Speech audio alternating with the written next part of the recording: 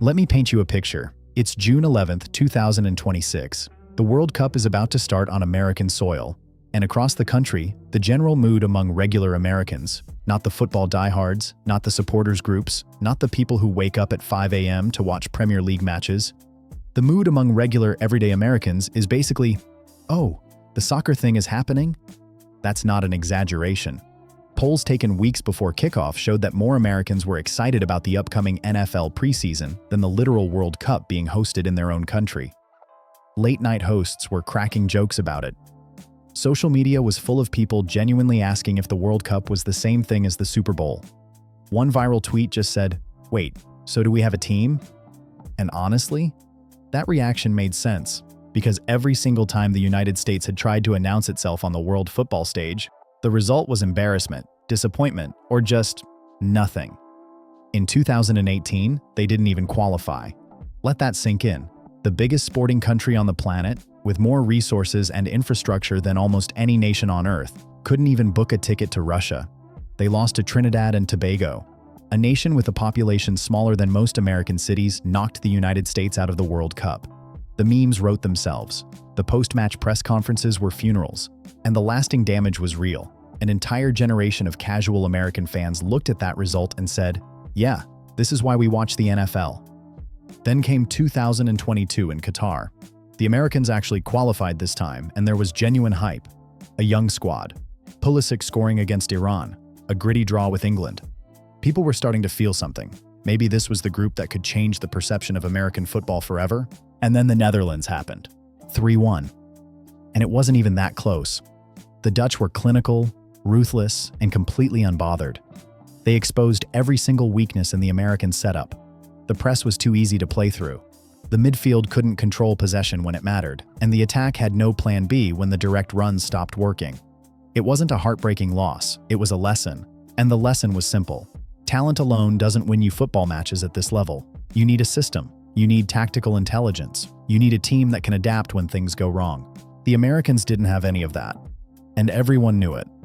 So fast forward to June 2026. The World Cup is on home soil. 48 teams, 3 host nations, the biggest tournament in the history of the sport. And the expectations for the US men's national team from the rest of the footballing world were polite. That's the best word for it. Polite. Everyone expected them to get out of the group because they were hosts and the group wasn't exactly a group of death. Paraguay, Australia, Türkiye. Manageable. But nobody, and I mean nobody, expected what has actually happened.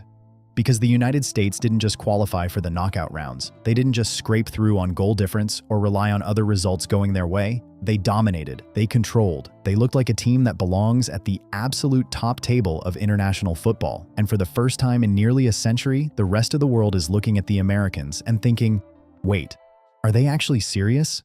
Let's start with Game 1, Paraguay at SoFi Stadium. Over 70,000 fans. And from the very first whistle, the Americans came out like they had something to prove to the entire planet. The pressing was suffocating. Paraguay could barely get the ball past halfway without being swarmed by American shirts. An own goal inside the opening minutes gave the hosts the dream start, and from there, it was a masterclass. Balogun scored twice in the first half. His movement was sensational, his finishing was ice-cold, and his link-up play with Pulisic looked like something from a top Champions League side, not an international team that historically struggles to create chances. By halftime, it was 3-0. The Americans had matched their entire goal output from the 2022 World Cup, all 4 games, in just 45 minutes of football.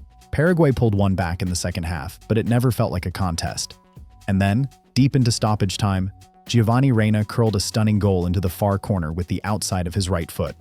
4-1. The most goals the US had ever scored in a World Cup match. 70,000 people inside SoFi Stadium lost their minds. And that was the moment the narrative started to shift. This wasn't a fluke. This was a statement. But here's where things get really interesting. Because the true test of any team isn't what happens when everything goes right. It's what happens when your best player isn't available. And for Game 2 against Australia in Seattle, Pulisic was out with a calf injury. Now, in previous World Cup cycles, losing Pulisic would have been a crisis. He was the one player the entire attack revolved around. Without him, the US historically looked directionless going forward, like a band that lost its lead singer mid-tour. Every pundit expected a drop in quality. Every tactical preview focused on how the Americans would cope without their talisman. And what happened? They won 2-0. Comfortably. They had 70% of the ball. They completed 90% of their passes. And Australia, a team that had just beaten Türkiye 2-0 themselves, barely got a sniff. Balogun created the opening goal with a devastating run down the left side that left his defender for dead, and his cross ended up in the back of the net via an Australian own goal. Then Freeman, a 20-year-old right-back who was playing in MLS just over a year ago, headed home the second to seal the win before halftime.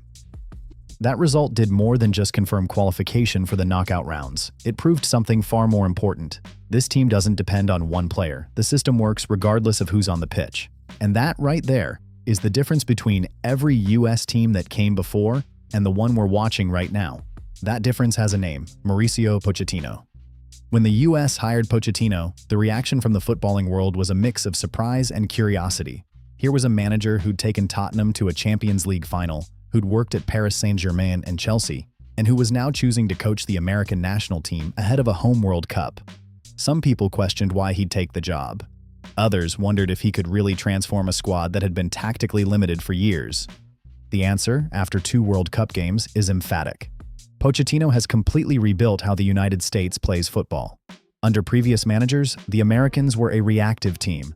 They sat deep, they defended in numbers, they tried to hit teams on the counter, and they relied on individual moments of brilliance to bail them out. It worked sometimes. Most of the time it didn't. Pochettino threw all of that away.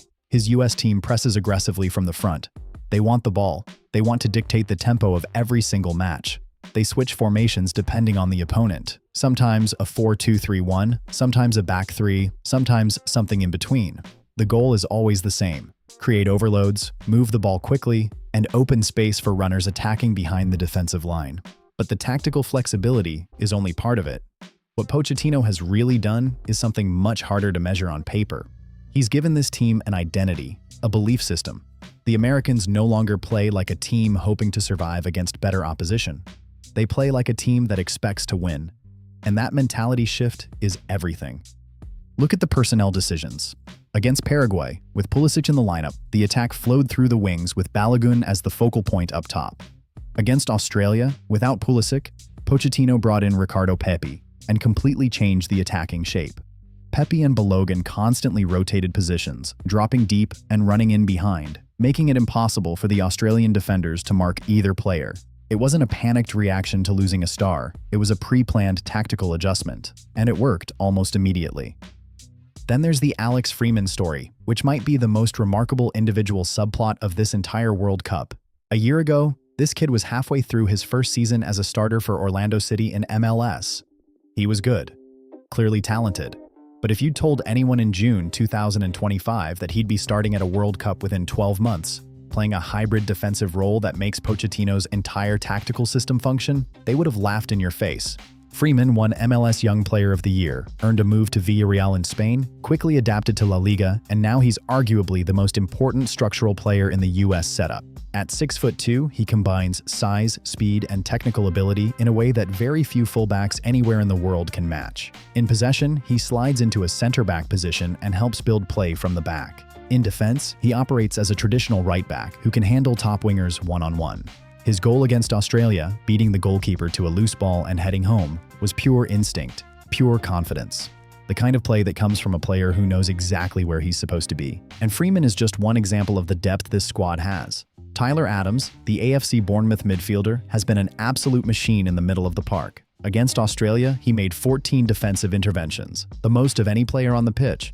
He wins ground duels, breaks up attacks, organizes the press, protects the backline, and does all of it without anyone really noticing, unless they're paying close attention. He's the kind of player that every great team needs, the one who does the work that never makes the highlight reel, but makes everything else possible. Weston McKennie has thrived in the more advanced role that Pochettino's given him. Instead of playing deep like he used to, McKennie now operates as a box-to-box presence higher up the pitch, closer to goal, where his energy, aerial ability, and late runs into the box can do the most damage. Malik Tillman, who most people know as an attacking midfielder, has dropped deeper into a controlling role alongside Adams, and the combination's been the best midfield partnership the US has fielded in years. Then there's Serginho Dest, playing right wing instead of fullback. Chris Richards, the Crystal Palace center back coming off a Conference League title, marshalling the defense with calmness and authority. And Tim Ream, 38 years old, still reading the game better than players half his age, providing experience and composure that a young squad desperately needs in moments of pressure. The depth is absurd.